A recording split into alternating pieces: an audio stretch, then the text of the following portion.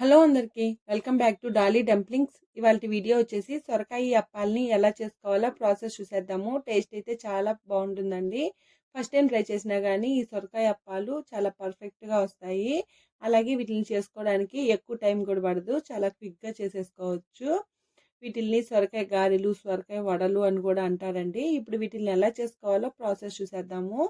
దీనికోసం ముందుగా ఇక్కడ నేను ఒక మీడియం సైజు సొరకాయని తీసుకొని శుభ్రంగా క్లీన్ చేసుకొని సొరకాయకి పైన ఉన్న పొట్టుని తీసుకోవాలి. చూడండి, నేను ఇక్కడ వీడియో క్లిప్లో చూపించే విధంగా ఈ సొరకాయకి పైన ఉన్న తొక్కని లైట్గా తీస్తే సరిపోతుందండి. మీరు తీసుకున్న సొరకాయ మరీ లేతగా ఉన్నట్లయితేను పైన ఉన్న పొట్టుని తీయాల్సిన అవసరం లేదు. అలాగే గింజలను కూడా ఏమి తీయాల్సిన అవసరం లేదండి, డైరెక్ట్గా తురిమేసుకోవచ్చు. ఇప్పుడు ఇలా వీడియో క్లిప్లో చూపించే విధంగా సొరకాయకి పైన ఉన్న పొట్టుని తీసి పక్క పెట్టుకోవాలి. ఈ సొరకాయ పొట్టుతో చట్నీని కూడా చేసుకోవచ్చండి. టేస్ట్ అయితే చాలా బాగుంటుంది. నెక్స్ట్ టైం షేర్ చేస్తాను. ఇప్పుడు సొరకాయకి ఒక ఎడ్జ్ని కట్ చేసేసుకొని ఈ సొరకాయని 2 భాగాలుగా కట్ చేసుకోవాలి. మీరు తీసుకున్న సొరకాయ లేత సొరకాయ అయితే మాత్రం గింజలతో పాటు తురిమి తీసుకోండి. ముదురు సొరకాయ అనుకోండి, దీని లోపల ఒక దూది లాంటి పార్ట్ ఉంటుంది కదండి, దాన్ని తీసేసుకొని ఇక్కడ వీడియో క్లిప్లో చూపించే విధంగా తురిమి తీసుకోవాలి. అలాగే రెండో ముక్కను కూడా తురుముకోవాలి. చూడండి, ఇక్కడ సొరకాయ మొత్తాన్ని ఇలా తురుముకొని పక్కకు పెట్టుకోవాలి. ఇప్పుడు ఈ అప్పాల్లో వేసుకోవడం కోసం ఒక మిక్సీ జార్ని తీసుకొని 5-6 కారం గల పచ్చిమిర్చిని ఈ మిక్సీ జార్లోకి వేసుకోవాలి. మనం ఇంకా ఇందులో కారం పొడి ఏమీ వేయమండి. ఈ పచ్చిమిరపకాయల కారంతోనే అప్పాలని చేసుకుంటే టేస్ట్ అనేది చాలా బాగుంటుంది. ఇప్పుడు ఇందులో 1 టేబుల్ స్పూన్ ధనియాలు, 1 టేబుల్ స్పూన్ జీలకర్ర వేసుకొని మూత పెట్టుకొని కాస్త బరక ఉండేలాగా మిక్సీ పట్టుకోవాలి. చూడండి, ఈ విధంగా మిక్సీ పట్టుకోవాలి. మీకు ఇలా నచ్చకపోతే ఈ పచ్చిమిరపకాయల్ని చిన్న చిన్న ముక్కలుగా కట్ చేసుకొని కూడా వేసుకోవచ్చండి. ఇప్పుడు దీన్ని పక్క పెట్టేసుకొని మనం ముందుగా తురిమి పెట్టుకున్నాం కదా, ఈ సొరకాయ తురుముని ఒక కప్పులో తీసుకొని కొలుచుకోవాలండి. నేను తీసుకున్న సొరకాయకి నాకు ఇక్కడ 1.5 కప్పు వరకు సొరకాయ తురుము వచ్చింది. ఈ సొరకాయ తురుముని మనం పిండిని కలుపుకోవడానికి వీలుగా ఉన్న ప్లేట్లోకి వేసుకోవాలి. అలాగే ఇందులో ఒక మీడియం సైజు ఆనియన్ని సన్నగా చిన్న చిన్న ముక్కలుగా కట్ చేసి వేసుకోవాలి. అలాగే కాస్త కొత్తిమీర, 2 రెమ్మలు కరివేపాకుని చిన్న చిన్న ముక్కలుగా కట్ చేసి వేసుకొని ఇందులో 1/2 టేబుల్ స్పూన్ వరకు సాల్ట్ని వేసుకోవాలి. అలాగే మనం ముందుగా మిక్సీ పట్టి ఉంచుకున్న పచ్చిమిర్చి పేస్ట్ని కూడా వేసుకోవాలి. ఇందులో 1/2 కప్పు వరకు తెల్ల నువ్వుల్ని వేసుకోవాలి.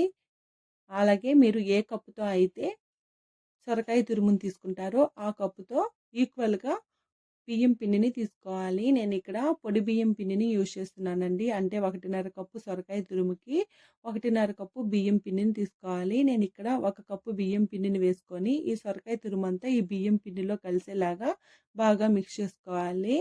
అలాగే రిమైనింగ్ 1/2 కప్పు పిండిని కూడా వేసుకొని ఒకసారి బాగా కలుపుకోవాలి. మీకు పిండి అనేది టైట్గా అనిపించినట్లయితేను కొద్దిగా వాటర్ని యాడ్ చేసుకొని పిండిని బాగా చపాతీ పిండిలాగా కలుపుకోవాలండి. లేదా పిండి లూజ్ అయిపోయినట్లయితేను మరి కాస్త బియ్యం పిండిని యాడ్ చేసుకోవచ్చు. మీరు ముద్దకి వీలుగా ఉండేలాగా పిండిని కలుపుకోవాలి. అలాగే మనం నువ్వులను వేసాం కదండి, వాటిని వేయించకుండానే పచ్చివే వేసాము. ఈ నువ్వులకి బదులు మీరు 1 గంట సేపు వరకు నానబెట్టుకున్న పచ్చిశనగపప్పు, పెసరపప్పు వేసుకొని చేస్తే కూడా ఈ అప్పాలు అనేది మంచి టేస్టీగా వస్తాయి. మా పిల్లలు అలా వేస్తే తినరండి, దానికోసమే నేనైతే స్కిప్ చేసేసాను. ఇప్పుడు ఈ పిండిని పక్క పెట్టుకొని స్టవ్ ఆన్ చేసుకొని కడాయి పెట్టుకొని అప్పాలు వేసుకోవడానికి సరిపడా ఆయిల్ వేసుకోవాలి. ఆయిల్ వేడయ్యేలోగా ఏదైనా బటర్ పేపర్కి కానీ పాలిథిన్ పేపర్కి కానీ కాస్త నూనెని అప్లై చేసుకొని మీకు అప్పాలు ఏ సైజులో కావాలో ఆ సైజు తగ్గట్టు పిండిని తీసుకోవాలి.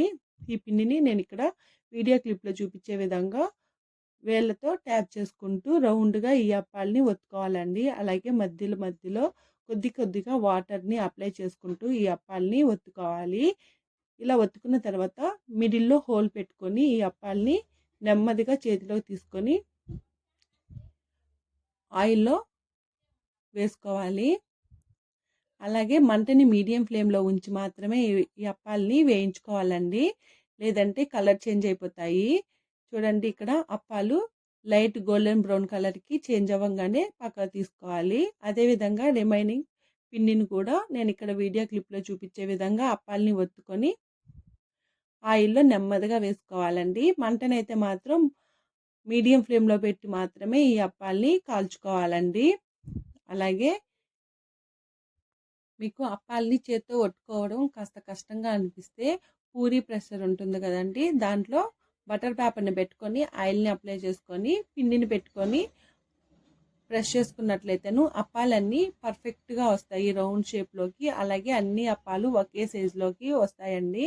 చూడండి ఈ విధంగా లైట్ గోల్డెన్ బ్రౌన్ కలర్‌కి చేంజ్ అవ్వగానే వీటిల్ని పక్కకు తీసుకోవాలి. మీరు మరీ ఎక్కువ వేయించేసుకున్నారంటేను కలర్ అనేది చేంజ్ అయిపోతుంది. అలాగే ఇవి లైట్‌గా ఉన్నప్పుడు తీసుకున్నట్లయితేను చల్లారిన తర్వాత కాస్త డార్క్ కలర్‌కి చేంజ్ అవుతాయండి. అంతేనండి. సొరకాయ అప్పాలని ఇదే విధంగా అంతా పిండిని ప్రిపేర్ చేసుకోవాలి. ఇవి ఒక 2 డేస్ వరకు స్టోర్ చేసుకోవచ్చండి. ఇంకా స్టవ్ ఆఫ్ చేసేసుకొని వీటిల్ని వేడి వేడిగా సర్వ్ చేసుకోవడమేనండి. ఈ అప్పాలని వేడి వేడిగా కాస్త పెరుగులో డిప్ చేసుకొని తింటే చాలా బాగుంటుందండి. మీరు కూడా తప్పకుండా ట్రై చేయండి. చూశారు కదా సొరకాయ అప్పాలని ఎలా చేసుకోవాలో ప్రాసెస్ ఏందో. ఈ వీడియో మీకు నచ్చితే లైక్ చేయండి, షేర్ చేయండి, కామెంట్ చేయండి. అలాగే మరిన్ని రెసిపీస్ కోసం మన ఛానల్ని సబ్స్క్రైబ్ చేసుకోండి. అలాగే నోటిఫికేషన్ సింబల్ని ఆన్ చేసి ఈ రెసిపీ మీరు ట్రై చేస్తే మీకు ఎలా కుదిరిందో కామెంట్ చేసేయండి. Thank you for watching.